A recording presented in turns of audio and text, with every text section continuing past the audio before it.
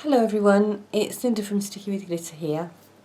I'm here today with the next part of my Distress Ink colouring tutorial, and today we're going to be working on skin.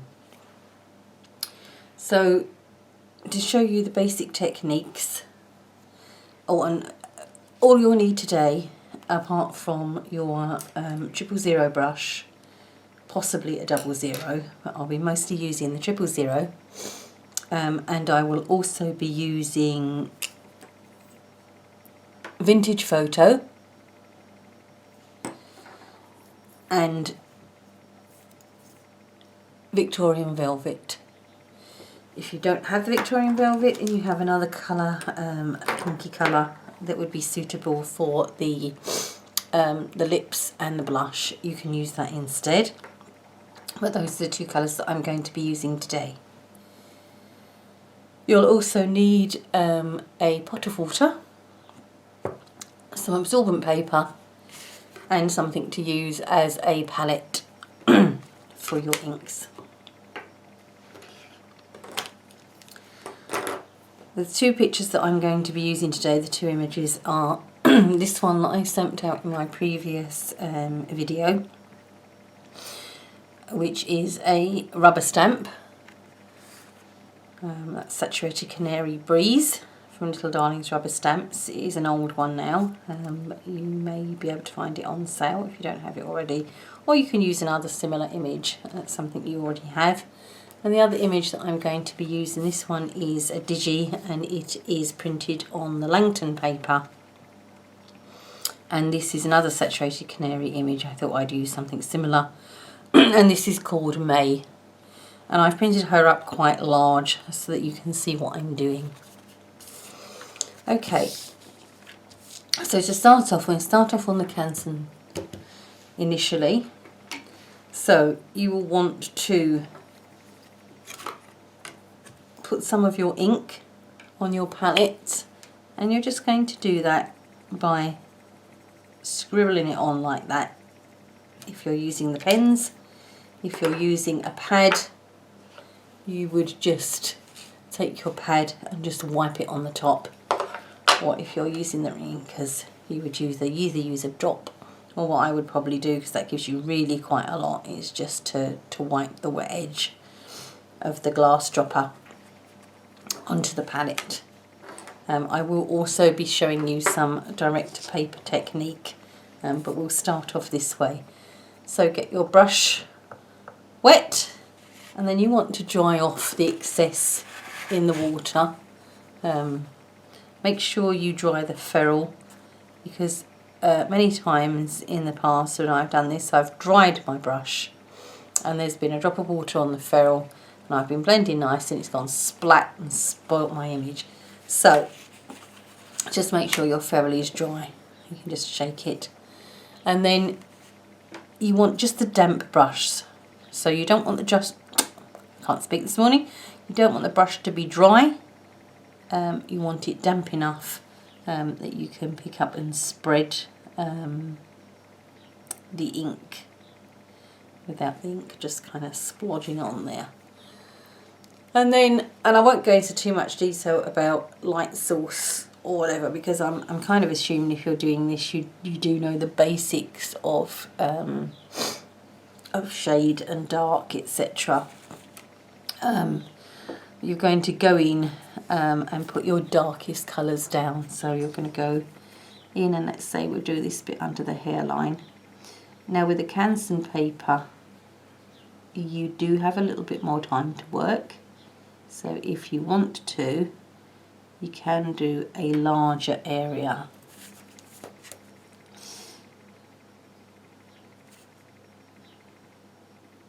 And then blend it out.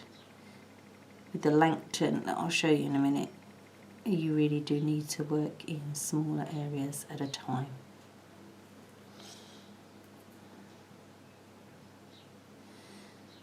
So once you've got the ink down where you want it, rinse your brush out, and then again just have it just damp. And what you want to do is to pull this colour down into the whiter sections of the face, and you do this by making little circles. Now what I like to initially do is to make little circles over the whole area that's there without pulling anything down, just to get it slightly damp and kind of moving. As you can see, I'm rinsing my brush again, and then I start to pull the colour down.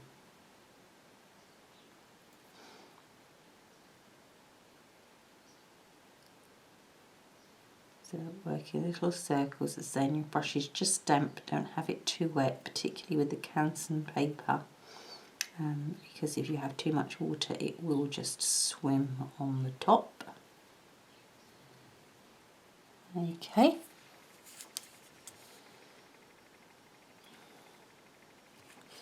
As you can see, in between I'm rinsing and re-wetting and drying off the excess.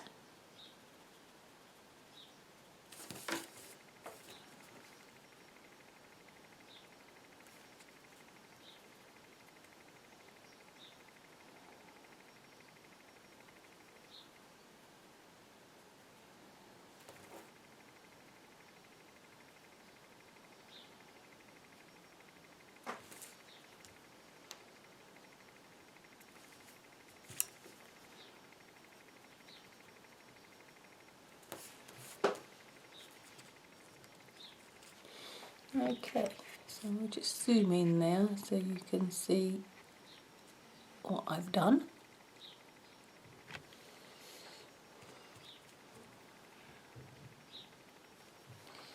And add some more colour under the hairline here where it's going to be darker. And my light source is coming from this direction, so there will be shadow here, and also this side of the face will be shadowed as the light is coming from this side. If you don't want to get fancy, you just want to have your light source coming from directly in front, just really the edges of the face will be shadowed, which will give it some dimension. You don't want to have your face all the same colour,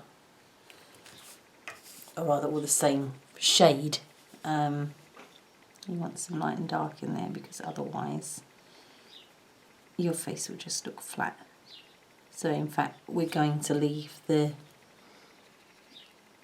work the colour, but we're going to leave the centre of the face pretty white, because that will be the paler colour that is not in the shade. There will be some little shade around the nose area. Sorry, that is my alarm.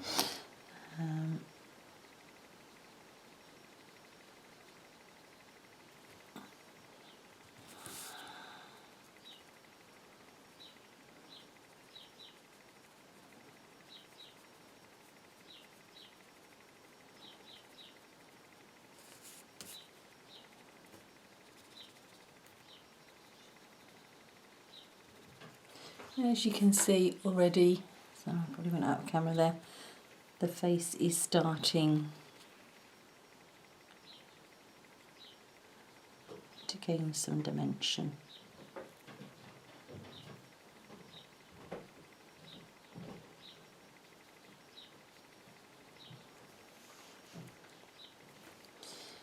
I'll add a little bit of colour here to the eye socket.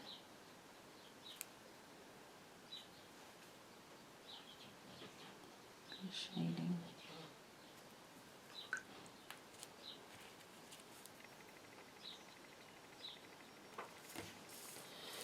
So it's not too difficult. I'm just going to zoom out a bit there.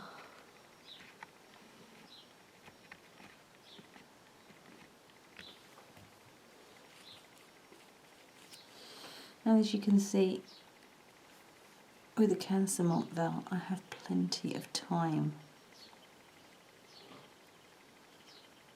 to work my colour out.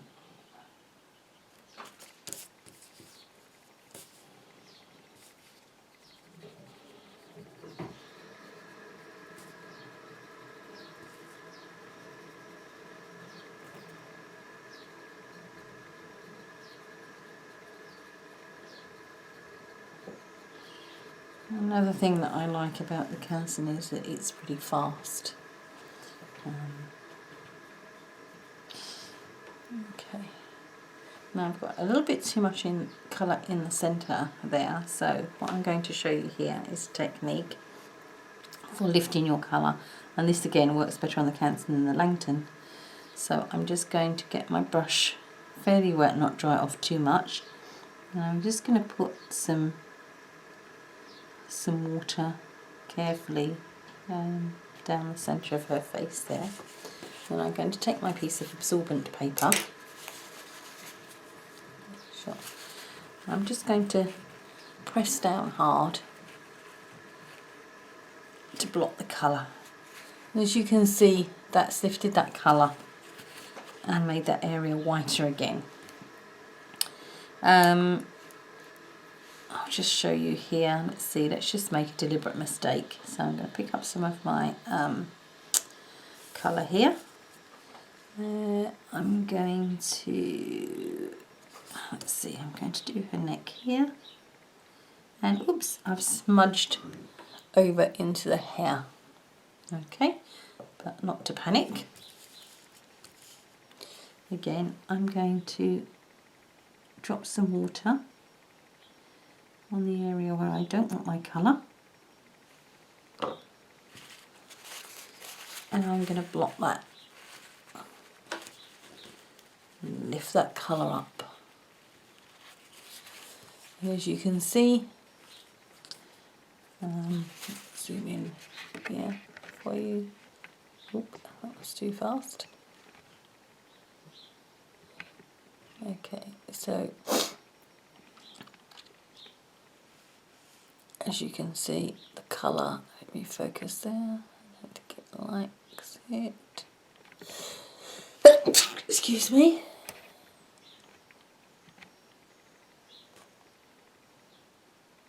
So as you can see, the colour is still on the neck there, lighter than it was, but it's pretty much gone from the hair area. So in effect, you're doing, if you've coloured with Copics, you're doing what you would do with a colourless blender. You're kind of wetting the area, just pushing that colour back. But unlike Copics, you then block the colour up and list the colour onto your absorbent paper, as you can see here. And those are really your basic techniques. Now, before I carry on with this one, let me just zoom back out again.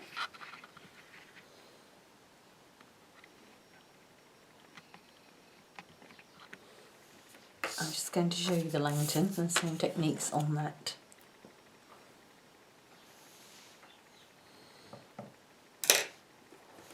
So,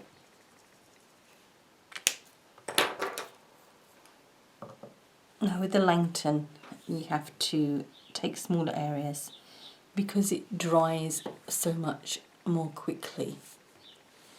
So, excuse me, I'm making a bit of room here. This is a bit of a larger image. And again, we're going to go in under the hairline here, right, using the same light source direction as before. And I'm just going to go to there. And then I'm going to start again, work over colour that's down, and then start pulling it towards you and making little circles and pulling that colour down.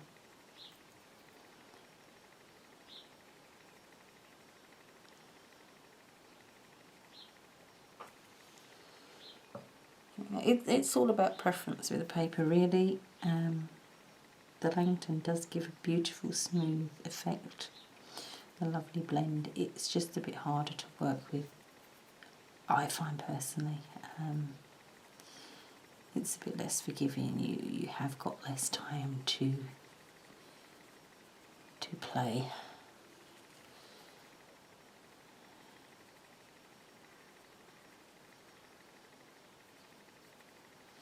The time where it is in fact a little easier probably than the Canson is when it comes to small images.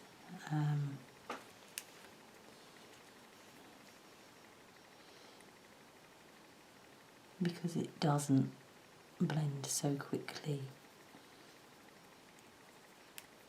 The colour doesn't spread as much, so it's easier to get your fine detail in there without it all smushing together.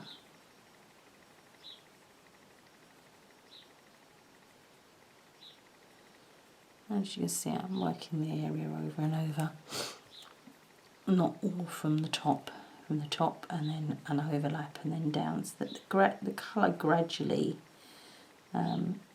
blends out and you have that nice graduation of colour. Okay, and again go in to make my brush a bit. You do have to have a slightly damper brush for the Langton, or at least I find that I do, for the Langton than the Canson. Otherwise I find it's hard to shift it on the paper. There's probably other techniques like making your paper wet first, but I find that if I have a slightly damper brush, at least when I drop water there, go over the initial, you see I've got water on my ferrule there, let's get rid of that. When I go over the ink initially, it's then easier to spread. What you don't want to do is to overwet your paper, because if you overwet your paper, not only is there the danger of spreading your ink too far, but what you end up doing is oversaturating your paper, and then the paper starts pilling.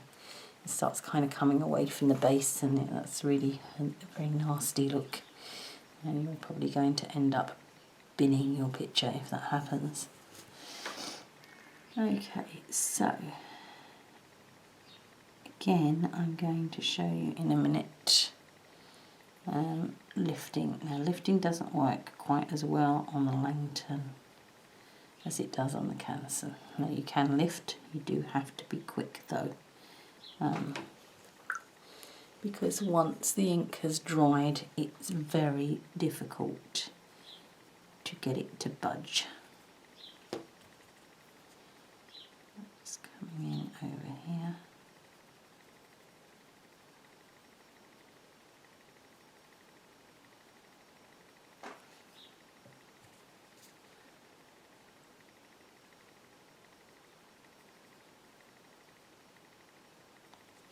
Okay, so let's put a bit more ink on. So here,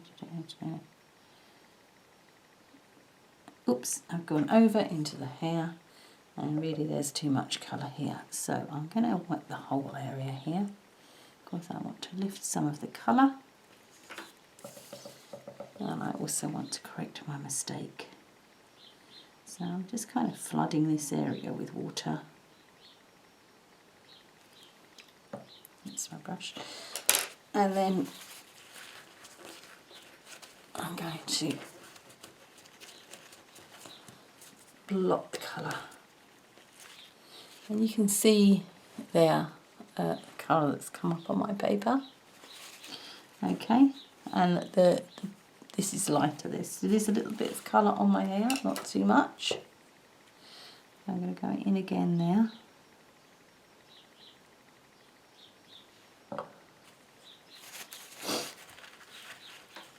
And I'm going to blot that.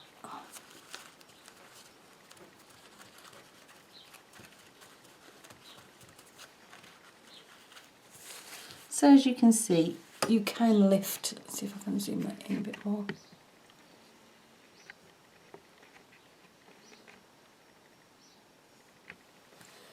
There, as you can see, there is a faint colour there, which would just get coloured by the colouring of the hair. But the Langton doesn't lift as well as the Canson, so you do want to be careful to spot and correct your mistakes quite quickly.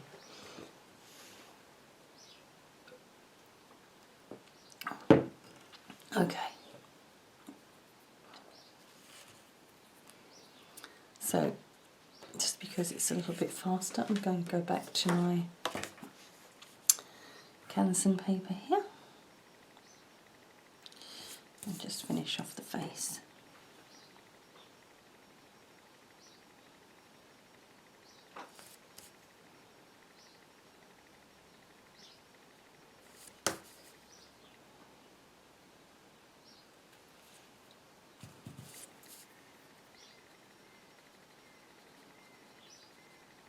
So obviously if I was working on a Langton I wouldn't have done the whole of that area there, I would have done it in bits. It just takes a little bit longer, that's all. So you have to be a little bit more patient.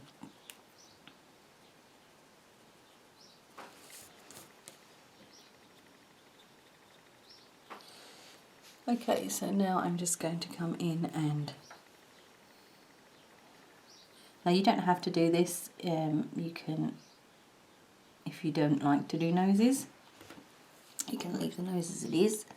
I personally I don't like to overdo my noses. But I just do like to have a nod to a bit of shadow.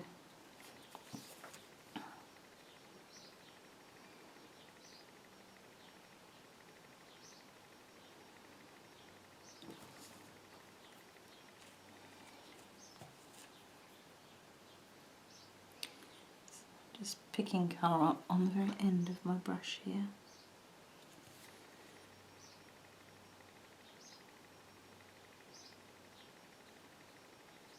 And we're just going to give her a little bit of definition. I don't like to do lots of big lines on noses, and I think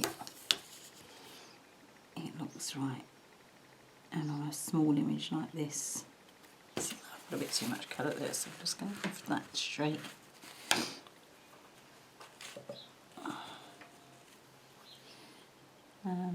Yeah, on a small image like this, I don't like to overwork the detail.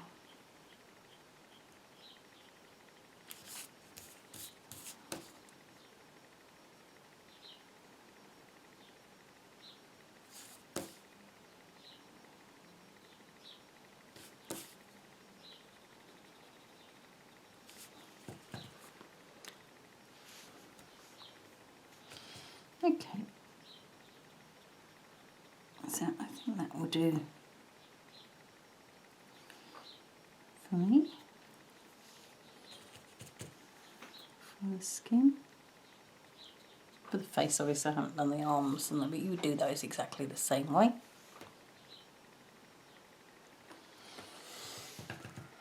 And I will do a full colouring video that I speed up so you can see how I colour everything in. Just gonna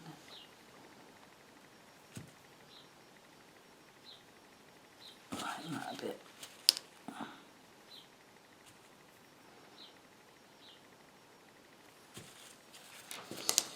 Okay, so now, oh, actually I will just do one bit of the arm because I'm just going to show you direct marked paper technique. Now we'll just go in here with the, so I'm just going to keep this, because it's a small image, I'm going to keep this very, very light. Okay, so you just put in a fine line with the brush end. Don't use the kind of ball fine end of the pen for adding colour like this. You will use that for adding detail later, and I'll show you that mostly with the hair. Okay, so you can put it straight on like that.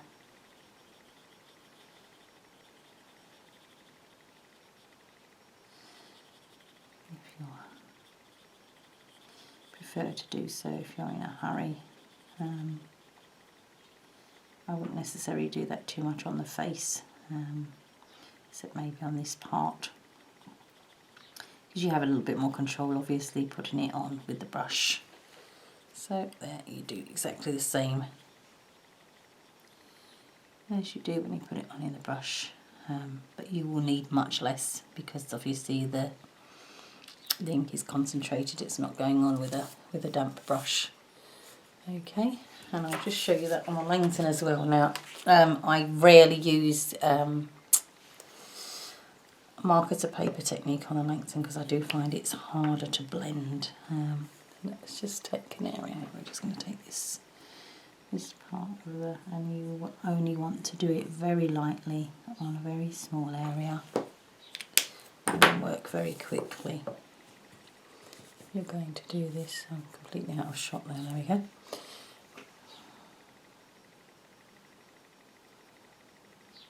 It's proven me a complete liar now by blending. It's going to blend really well and, and prove me a liar, but you can do it. It's just easier to do the marker to paper technique on the Canson because it moves better. I don't know if you can tell, but from here I'm having a bit of trouble moving it. There it goes. You just have to have your brush wetter if you're doing the marker to.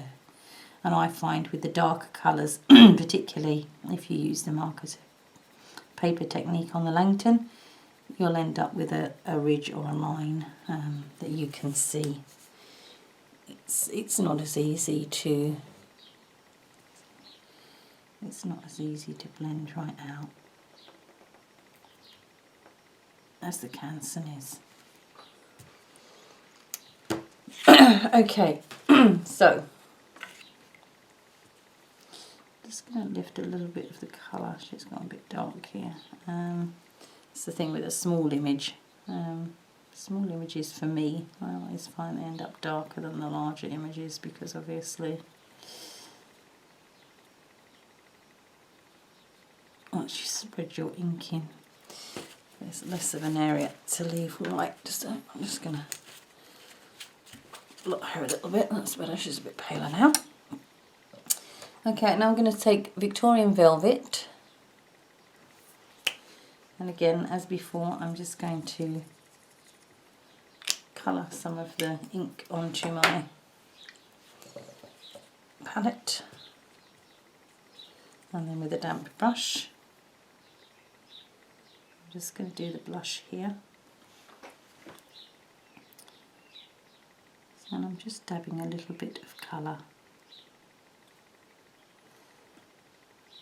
on either side. And again, and I'll show you this on the Langton, I will do one side at a time because in the time that it takes me to do one side, if I left that there, that would probably start drying on the Langton and be a lot harder to shift. I'm just going to draw my foot.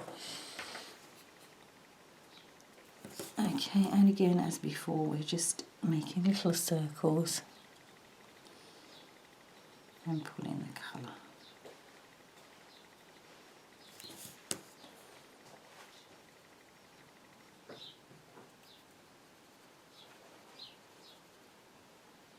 And I like to try and leave a whiter area in the centre of my blush area if I can, because that gives the cheeks a little bit of definition, gives them a little bit of roundness. Again, going and do the other side.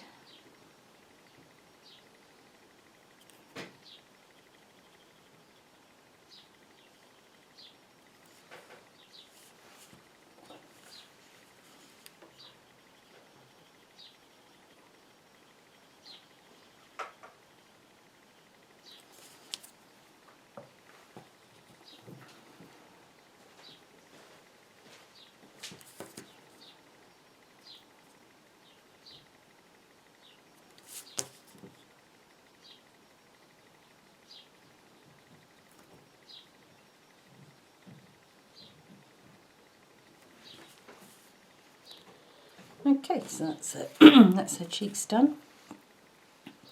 And then we want to go in and do the lips. Again, you just want to pick your colour up. Let's see if I can show you here. Just on the very tip of your brush. of this so you don't get your brush full of colour just on the tip there. And then we're just going to go in and we're going to add a little bit of colour on the lower lip here, where it's shadowed by the top lip.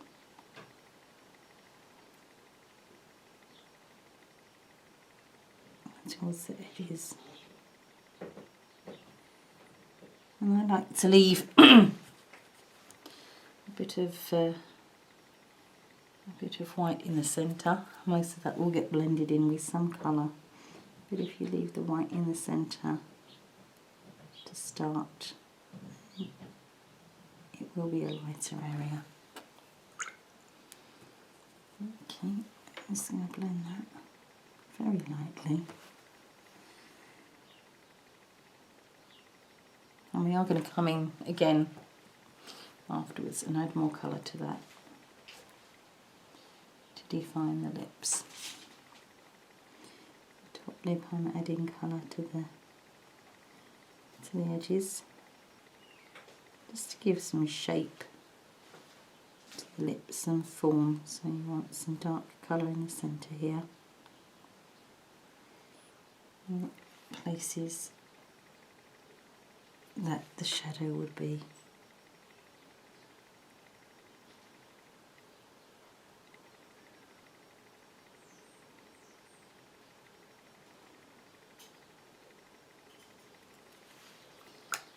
Just like blend that out.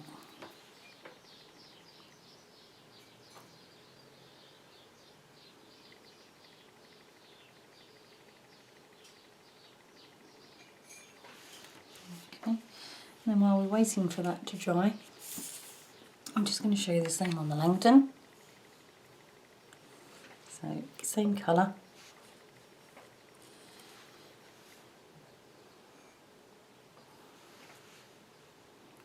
Actually, I better put some more skin on this side. So, that's something to blend the blush onto.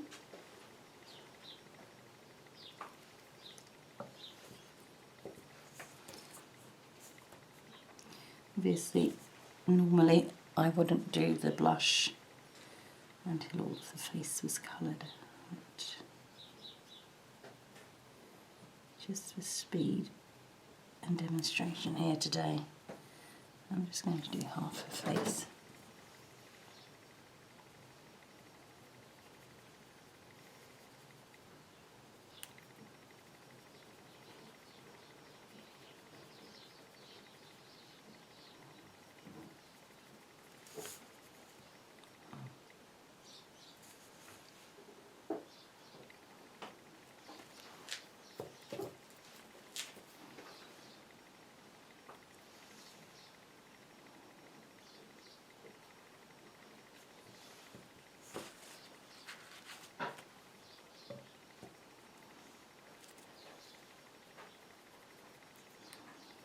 As you can see, I just used my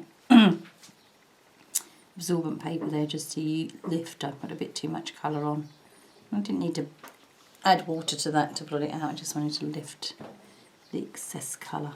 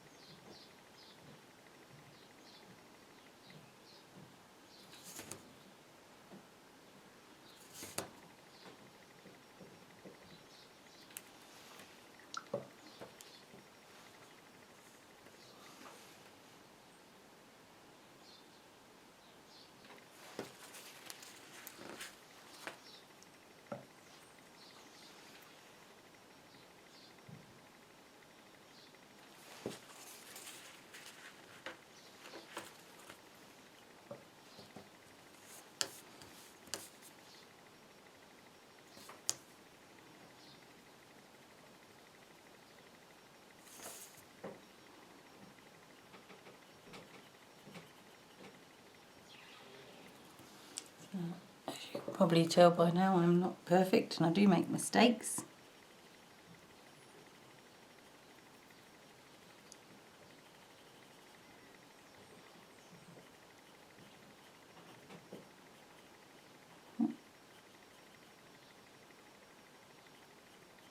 Mostly if you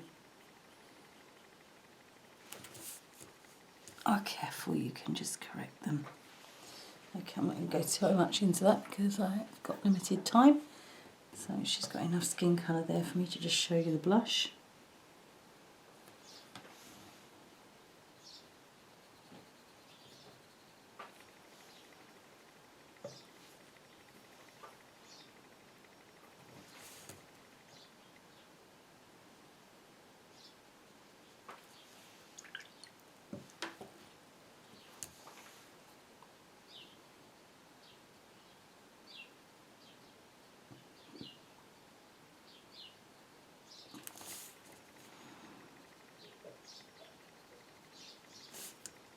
I'm just blending that from where I've put my colour down.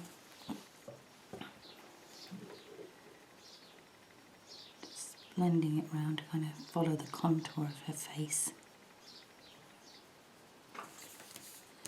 Gradually blending into that.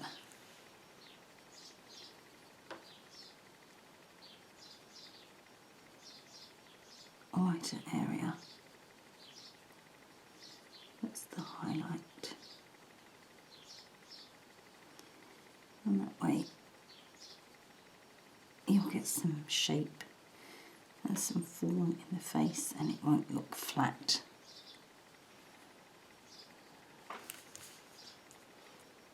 Okay, so as you can see we have our blush on there.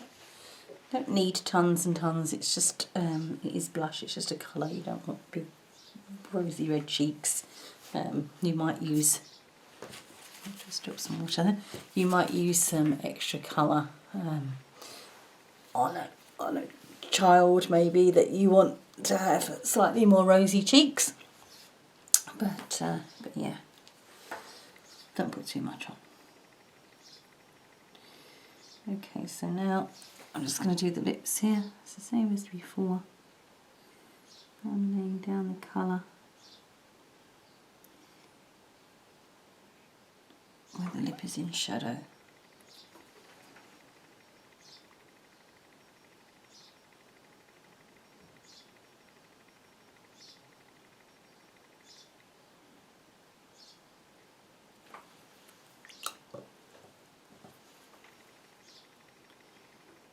And then just blending out.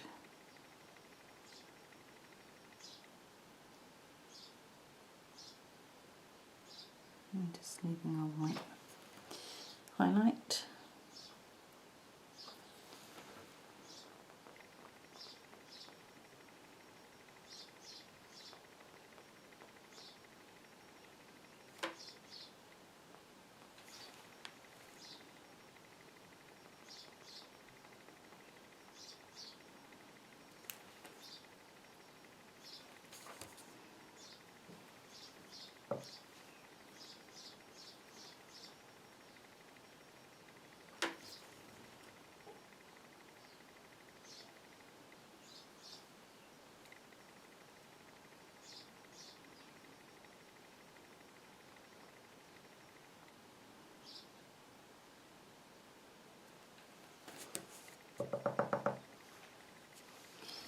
And just blend that.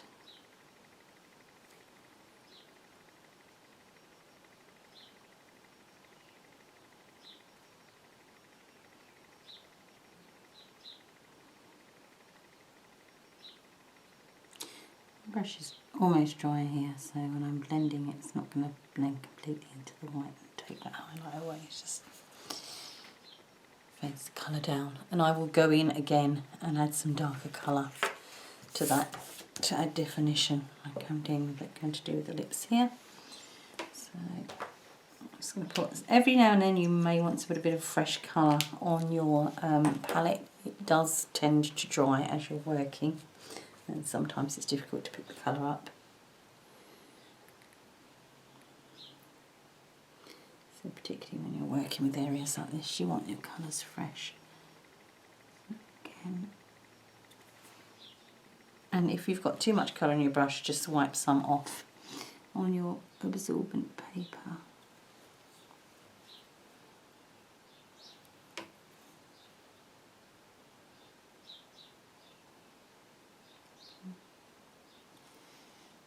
I'm just going in now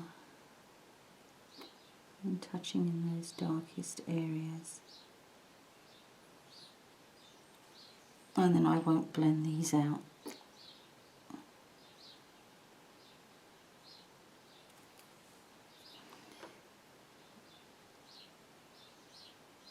Oh, you've got your lighter blended colour that we did before. And I want the definition here on the lips, so these colours I won't blend out. So as you can see now, she's got quite nicely defined lips. I'll just do that on the other one.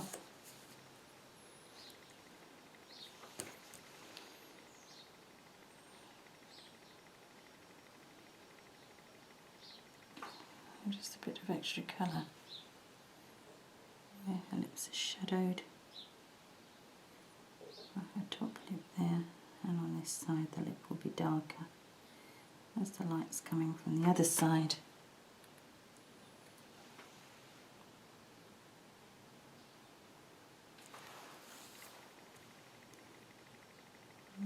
Same on the top lip.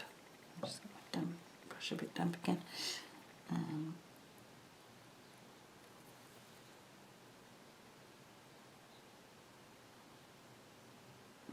You will find, particularly with the Langton, if your brush is too dry, that you won't be able to spread the colour. It just kind of sits and won't shift.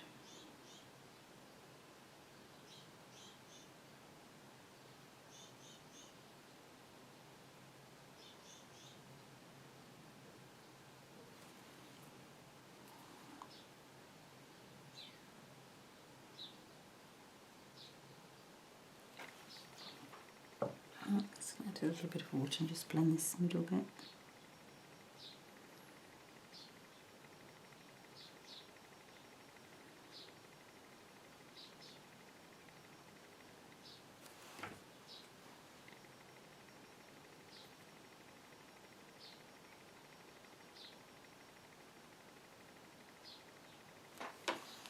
Okay, and that's the lips for that one. As you can see, I've just left some highlight there to give those lips more definition. Okay, and lastly, I'm just going to take my walnut stain. You can barely read this on here because this is probably one of my most used and oldest distress ink markers.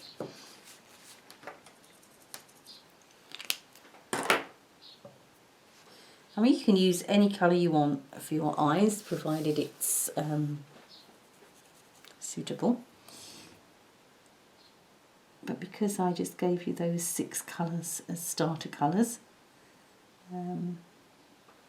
the vintage photo, the Victorian velvet, the antique linen, the walnut stain, the hickory smoke and the black, I'm going to give her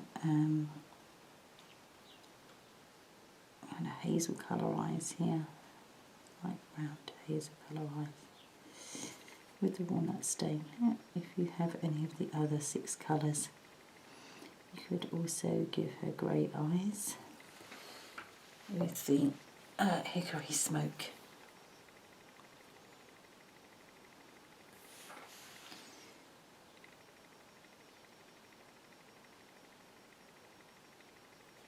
In this particular instance, as you can see, I am adding my colour without working the other one out first, which I wouldn't normally do on the Langton, but on the eyes it doesn't really matter too much if it does leave a little bit of a area that's not completely blended, because you are going to have some shadow and stuff there anyway. So slightly blending that colour down to my lighter areas.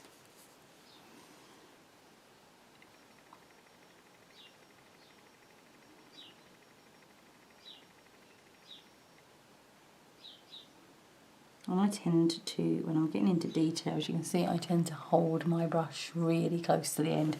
I don't know whether that's just because I worked with markers first, and so I've got used to that. A lot of times I see other people using brushes and they use them quite far out, and that's probably just an indication that I'm not great with my brush technique. But as you can see, you know, if I can do it, really anyone can. Just a bit more darker colour there. Okay, I'll blend that out.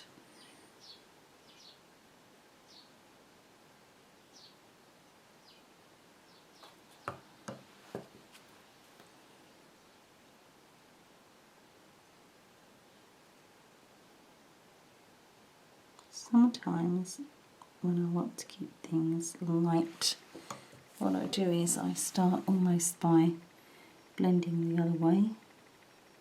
So start at the white, and then you'll pick up a little bit of colour, and then kind of just go back over your light area.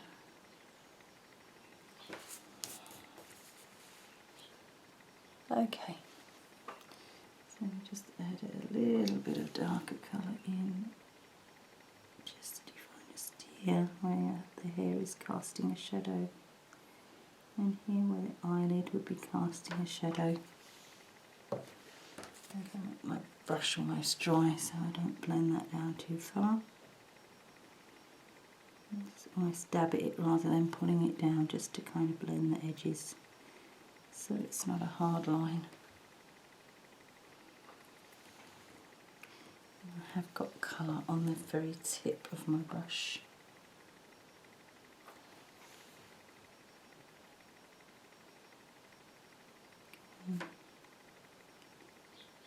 It's the areas where it's the most shadowed.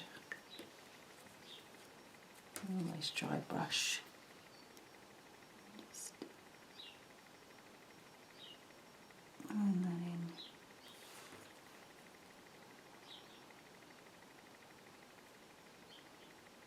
Okay. So as you can see, that side of her face at least is pretty much done. I'm back to my Canson here. I'm just going to do the eyes with that. Now you may look at this and think, wow, her face looks quite dark. But really that is mostly because, as you can see, we did lighten it up. And one reason that when you do this, the face looks really quite dark. She looks a bit like she's got an Essex tan at the moment, doesn't she? A spray tan. But it's because none of the other area is coloured. So her hair isn't coloured. Her clothes aren't coloured. And at the moment with this one, even her arms aren't really coloured. So it's a bit of a shocking contrast.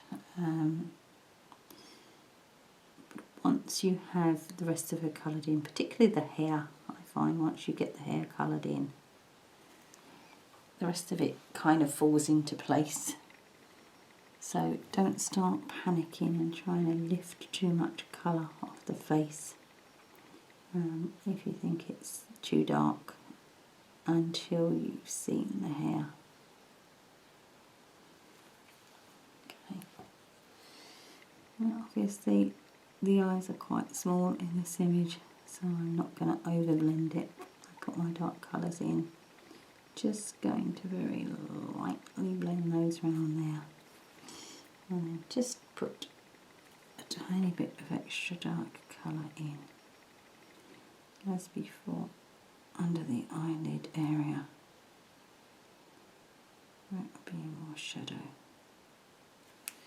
And there we are. The face is done.